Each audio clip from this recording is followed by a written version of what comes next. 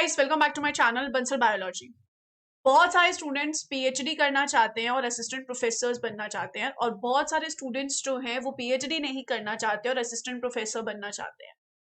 तो उन सभी से रिलेटेड यहाँ पर एक ट्वीट आया है, जो कि आया है फ्रॉम चेयरमैन, जो कि यूजीसी के चेयरमैन है, उनकी तरफ से यहाँ पर ये ट्वीट आया है। ये ट्वीट में आप यहाँ पे देख सकते हैं क्या लिखा हुआ है। PhD qualification for appointment as an assistant professor would be optional from 1 July 2023।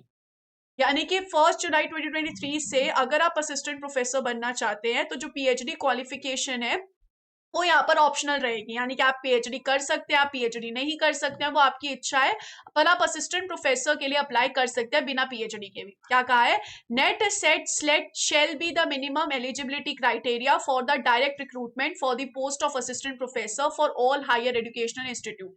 तो अभी यहाँ पर बोला जा रहा है कि जो डायरेक्ट रिक्रूटमेंट होगा असिस्टेंट प्रोफेसर का हायर एजुकेशन इंस्टीट्यूट में, उसका लिए नेट सेट और स्लेट होगा। अगर आपको याद होगा, पहले ये कहा गया था कि 2021 से आपका जो पीएचडी है वो मैंडेटरी हो गया। अगर आपको असिस्टेंट प्रोफेसर बनना है तो वो मैंडेटरी है, लेकिन अब इन्होंने ये वाला जो रूल है ये हटा दिया है, तो आप बिना पीएचडी के भी असिस्टेंट प्रोफेसर बन सकते हैं। आप यहाँ पर देख सकते हैं 30 जून को ये नोटिफिकेशन भी आया था। आप इस नोटिफिकेशन को पूरा अच्छे से पढ़ सकते हैं। इसमें आप 3.10 को देख सकते हैं, NET SET SLET shall be the minimum criteria for the direct recruitment to the post of assistant professor for all the higher education institute. सारे हायर एजुकेशन इंस्टीट्यूट में नेट और स्लेट या फिर सेट होना चाहिए आपका क्वालिफाई। बट इसमें मैं यही सजेस्ट करूंगी कि आज इन्होंने ये बात बोल दी है कि नेट पीएचडी क्वालिफिकेशन जो है आज के हिसाब से ऑप्शनल है, लेकिन कल जाके यहाँ पर ये फिर से ये बोल देंगे कि पीएचडी की जो क्वालिफिकेशन है वो मैंडेटरी है। तो पहले इन्होंने ये बोला था कि पीएचडी क्वालिफिकेशन मैंडेटरी है, फिर अब ये हटा दिया, फिर से बोल देंगे कि पीएचडी मैंडेटरी है। क्या पता 4-5 साल बाद जाके फिर से ये बोल दिया जाए।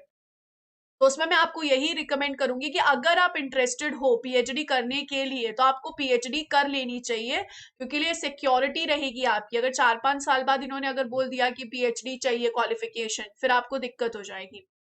तो अभी के लिए, फिलहाल के लिए आप असिस्टेंट प्रोफेसर बिना पीएचडी के भी लग सकते हैं। तो अगर अभी आपकी पीएचडी नहीं है और आप करना चाहते हैं, असिस्टेंट प्रोफेसर बनना चाहते हैं, तो आप अप्लाई बिल्कुल कर सकते हैं। 1 जुलाई से ये हो चुका है।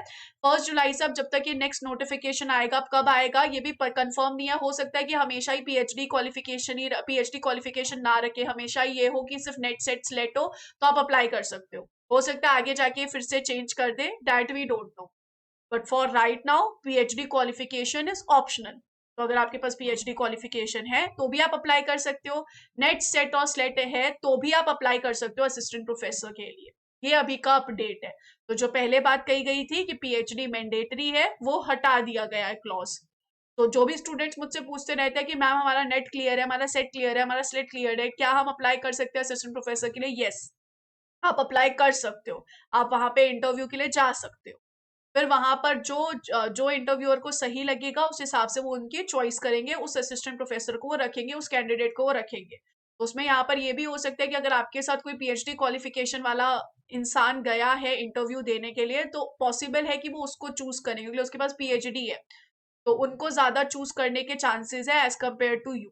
इसमें मैं आपको यही कहूंगी कि अगर आपका मन है तो पीएचडी कर लो, और अगर आपका नहीं है मन, बिल्कुल भी नहीं है कि पीएचडी नहीं करनी है, तो उसमें फिर आप डायरेक्टली अप्लाई करके देख सकते हो। तो ये फिलहाल का अपना अपडेट था गाइस। आई होप आपको ये अपडेट जान के अच्छा लगा होगा। Thank you so much, bye bye.